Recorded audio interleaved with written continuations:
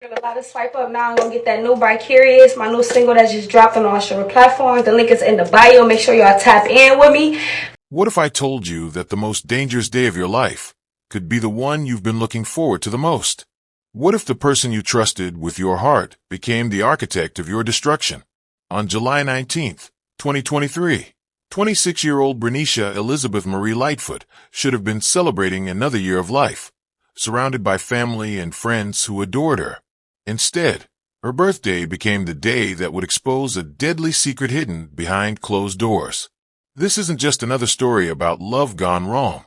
This is about a young woman whose light was extinguished just as she was beginning to shine brightest in her community, her music career, and her mission to save lives. By the time you finish watching this video, you'll understand how quickly celebration can turn to devastation and how the people closest to us can harbor the darkest intentions. Bernisha's story will change how you view relationships forever. Bernisha Elizabeth Marie Lightfoot was born on July 19th, 1997, in Cleveland, Ohio, and from the moment she entered this world, she was destined to make a difference. At just 18 years old, she was already working in factories alongside people twice her age, earning respect through her incredible work ethic and determination. But Bernisha wasn't content with just earning a paycheck. She had dreams that extended far beyond the factory floor. Under the stage name Alada, she was carving out a name for herself in Cleveland's music scene as a talented rapper with raw skill and undeniable potential. Her trainer and mentor would later say, she was really good at her craft. She would have been good at anything she chose. But perhaps most remarkably, Bernisha dedicated herself to saving lives through the Wolfpack Gunshot Response Team. This Cleveland-based initiative trained community members to provide life-saving first aid to gunshot victims before emergency services could arrive. Bernisha wasn't just a participant. She became the star student, assisting with classes and community events. Her trainer, Sunsir Ali Shakur, remembered her as my best, my brightest. She showed up to every community barbecue, every training session, always ready to help others. From the outside, Bernisha's life looked like a success story in progress. She had found her calling in community service, was building a promising music career, and maintained strong bonds with her family, who described her as responsible, caring, and always willing to give you the shirt off her back. Those who knew her saw a beautiful young woman who loved children and genuinely cared about her community. Her dedication was evident in everything she touched. Whether she was training someone to save a life, working long hours to support herself, or spending time with family, Bernisha approached each responsibility with the same level of commitment. Her family could always count on her to stay in touch, especially around important dates like birthdays and holidays. This reliability would become crucial in the days ahead, because when Bernisha suddenly went silent, her loved ones knew immediately that something was terribly wrong.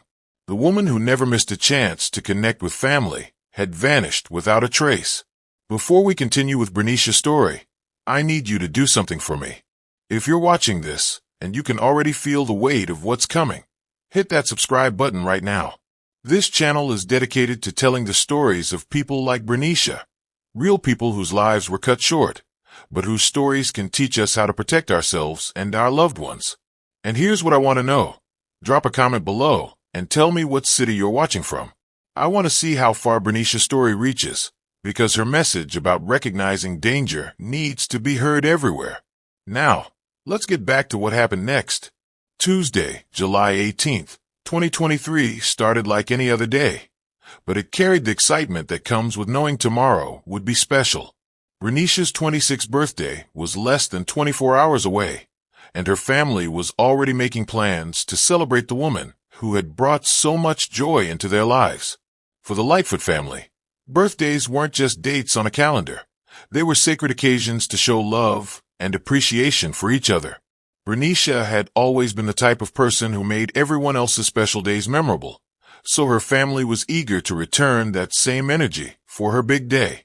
Throughout that Tuesday, family members expected the usual check-ins from Bernisha. She was the kind of person who stayed connected, especially when something important was approaching. Her family knew her patterns, her habits, her way of keeping in touch. She would call, text, or find some way to share her excitement about the upcoming celebration. But as Tuesday evening approached, something felt different. The phone calls that should have come didn't happen. The texts that were expected never arrived. The excitement that should have been building toward her birthday was replaced by an uncomfortable silence that her family had never experienced before. By Wednesday morning, July 19th, Bernisha's actual birthday, the silence had become deafening. This was supposed to be her day, the moment when family and friends would shower her with love, gifts, and celebration. Instead, her phone went straight to voicemail, and every attempt to reach her was met with nothing but emptiness. Her family knew Bernisha better than anyone, and this behavior was completely out of character. She wasn't the type to disappear without explanation, especially not on her birthday. She wasn't someone who would ignore calls from people who loved her. Most importantly, she would never let her birthday pass without connecting with the family members who meant everything to her. Hours turned into a full day, and still nothing. No birthday selfies on social media. No responses to the flood of birthday messages pouring in from friends and family. No sign that she was even aware it was her special day. The woman who lived her life so openly and connected to others had simply vanished. Her family's concern grew with each passing hour. They began calling hospitals, checking with friends, and reaching out to anyone who might have seen or heard from Bernisha. Every dead end only deepened their worry and confirmed their worst fears. Unable to bear the uncertainty any longer, Bernisha's family made the decision that would change everything.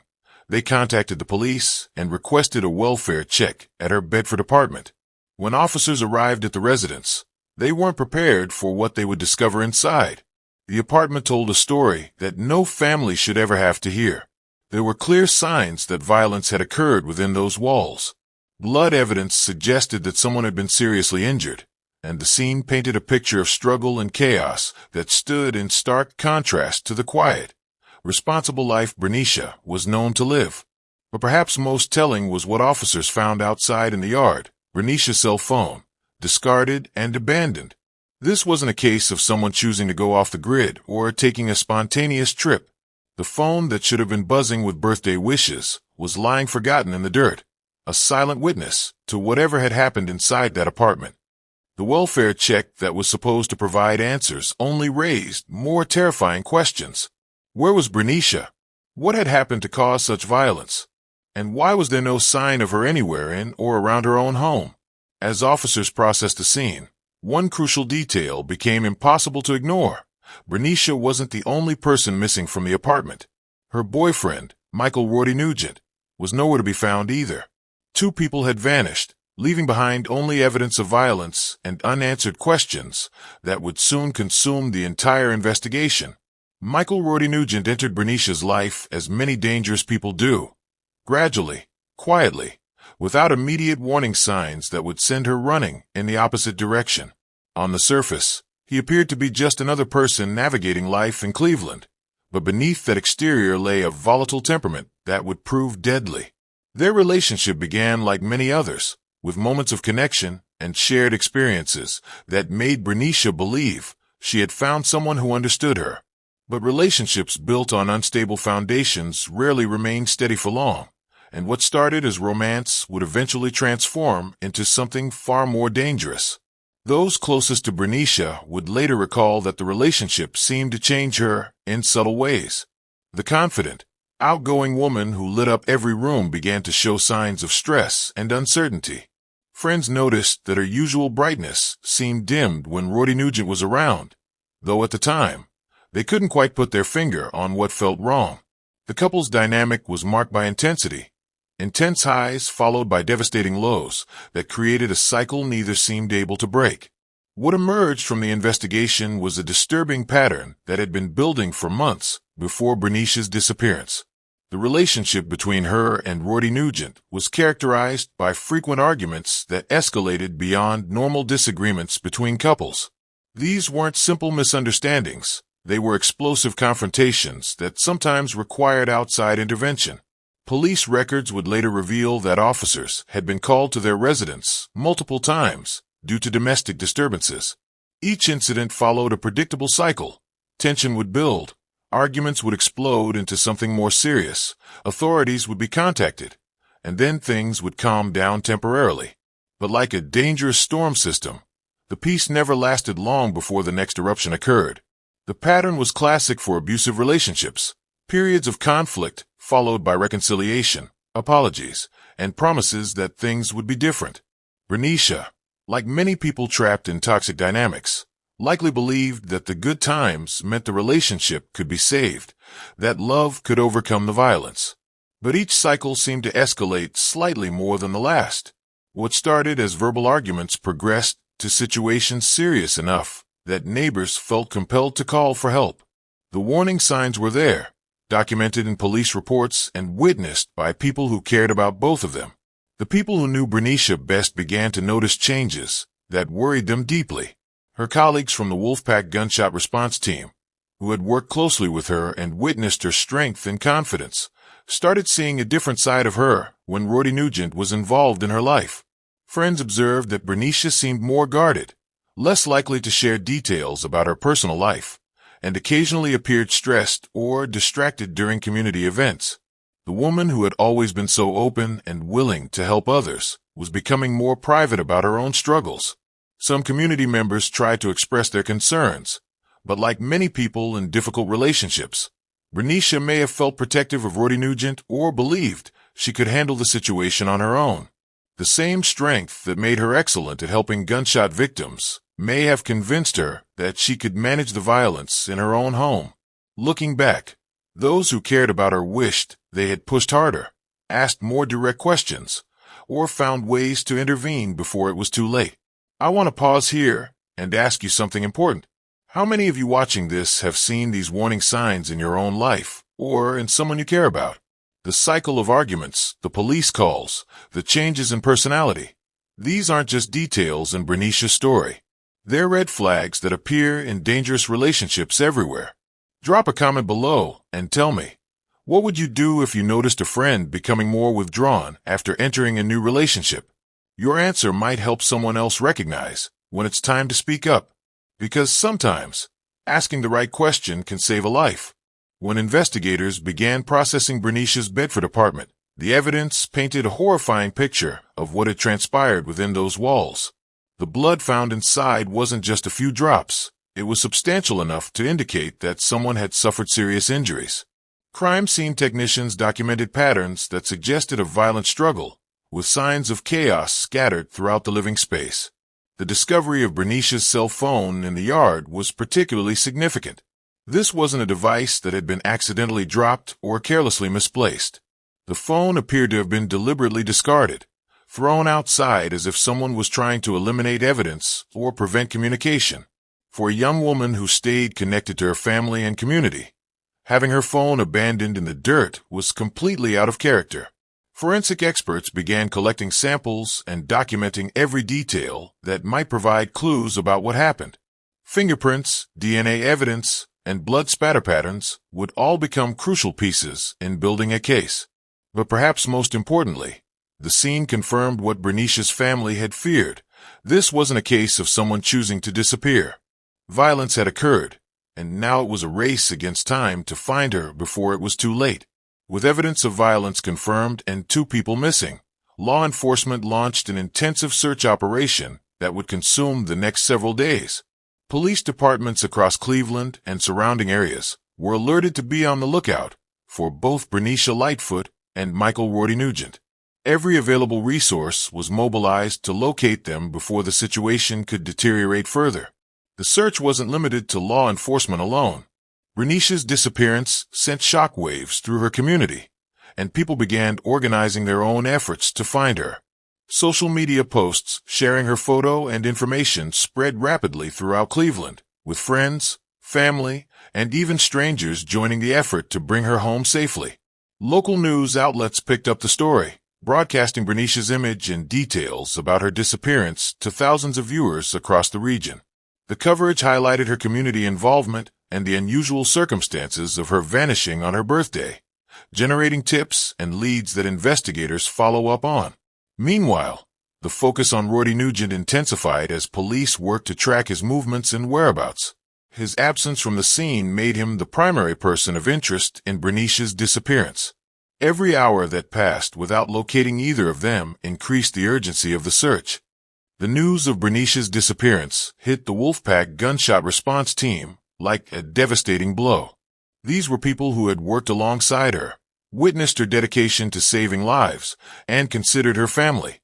Her trainer, Sunsir Ali Shakur, struggled to process that the woman he called my best, my brightest, was now the one in desperate need of rescue. Members of the team who had seen Bernisha's compassion and strength firsthand couldn't believe that someone so full of life could simply vanish. The same hallways and community spaces where she had taught life-saving techniques now felt empty without her presence. Her colleagues remembered how she would show up to every event, always ready to help, always bringing positive energy to their mission.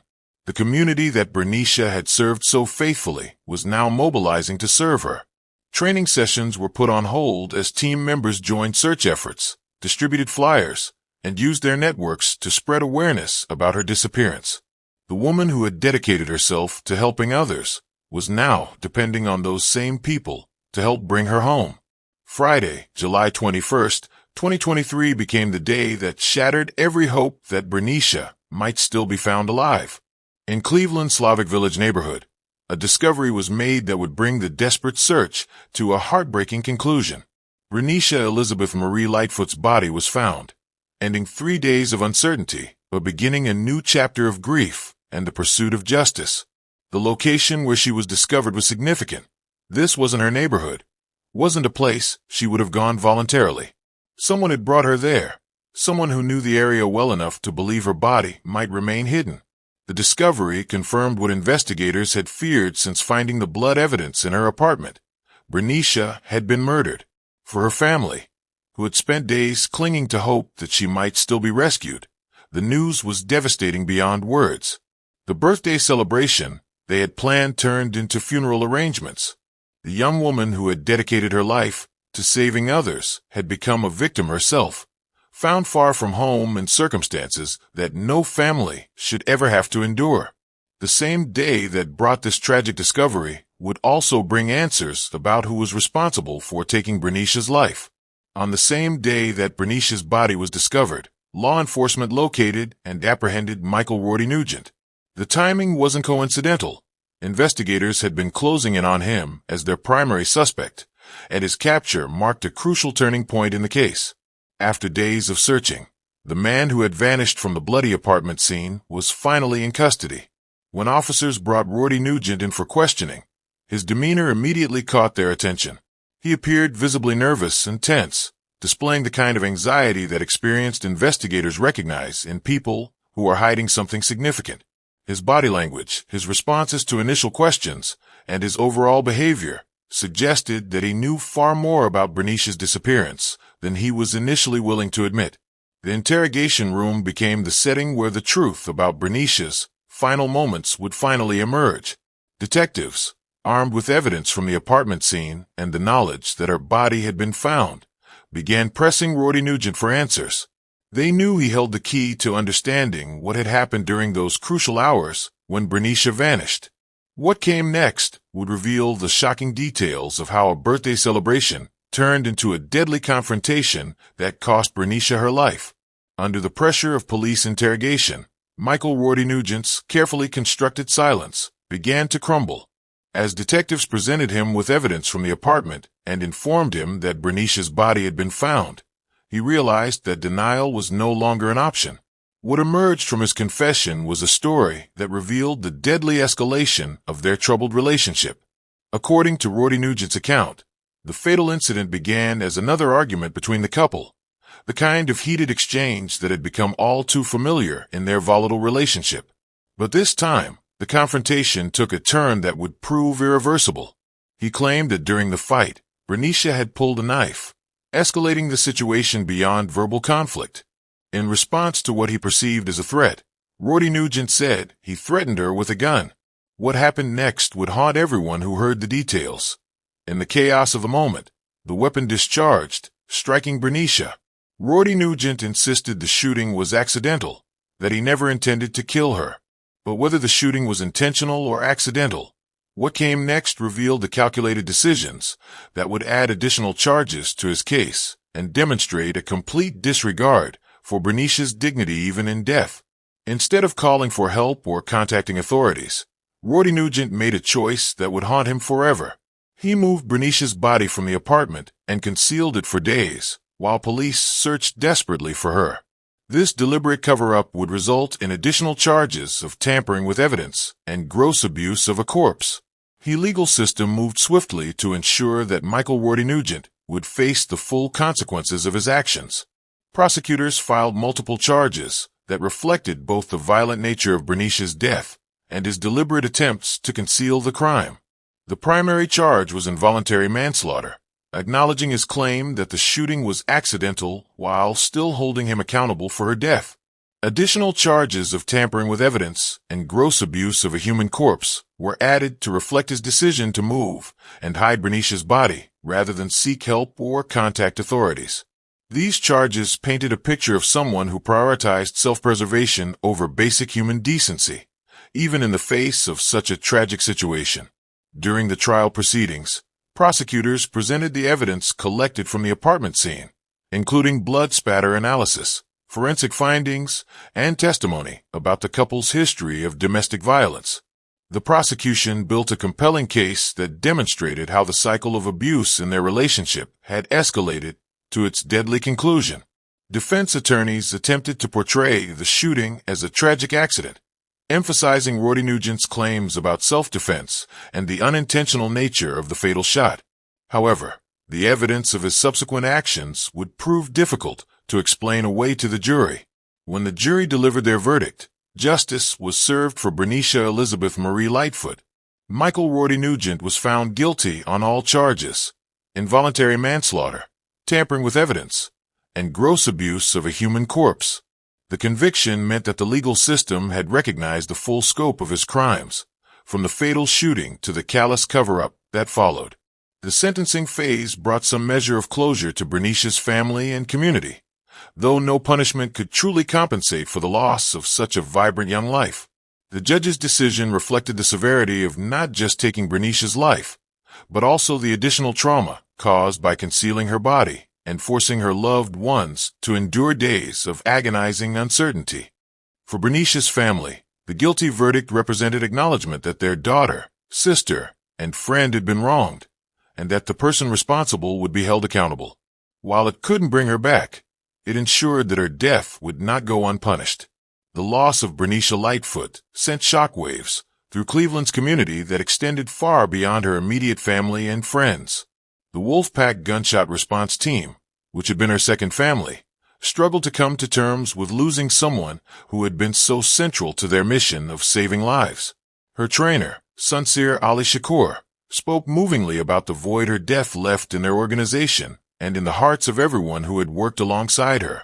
Community members who had witnessed Bernisha's dedication to helping others found themselves grappling with the cruel irony that someone so committed to preventing violence had become a victim of it herself. The same neighborhoods where she had taught life-saving techniques now mourned the loss of one of their brightest advocates. Her death became a rallying point for domestic violence awareness in Cleveland. Community leaders used Bernisha's story to highlight the dangers that women face in abusive relationships and the importance of recognizing warning signs before situations escalate to deadly violence. Local organizations began incorporating her memory into their advocacy efforts, ensuring that her legacy would continue to protect others.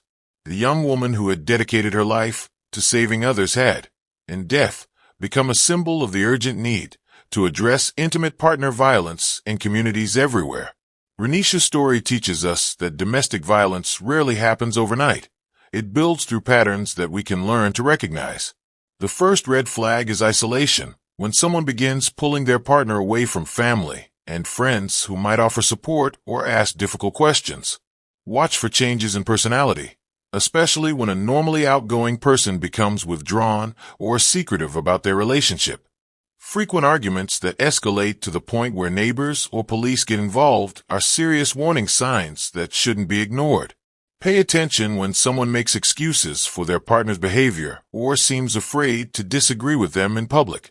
Physical signs like unexplained injuries, even minor ones, can indicate that violence is already occurring behind closed doors. The cycle of conflict followed by apologies and promises to change is classic abusive behavior. If someone you care about seems to be walking on eggshells around their partner, or if their partner shows extreme jealousy and controlling behavior, these are dangerous signals. Trust your instincts. If something feels wrong about a relationship, it probably is. If you recognize these warning signs in someone's life, approach them with compassion rather than judgment. Don't demand that they leave immediately, as this can push them away and make them more isolated. Instead, let them know you're concerned and that you're available to listen without trying to fix everything for them. Provide information about local domestic violence resources, including hotlines and shelters, but don't pressure them to use these services before they're ready. Sometimes the most important thing you can do is simply maintain the relationship and keep communication open, so they know they have somewhere to turn when they're ready to seek help. Bernisha's story isn't just entertainment, it's education that could save lives. If this video opened your eyes to warning signs you hadn't recognized before, or if it reminded you to check on someone you're worried about, then her story is still making a difference. Hit that like button if this story impacted you, and subscribe to this channel because we're committed to telling stories that matter. Share this video with someone who needs to hear Bernisha's message. And most importantly, drop a comment below telling me what you learned from her story that you'll carry forward in your own life. Bernisha Elizabeth Marie Lightfoot was 26 years old when her life was cut short, but her impact on Cleveland's community continues. She saved lives, inspired others, and showed what it means to dedicate yourself to helping people. Her memory reminds us that every life has value worth protecting.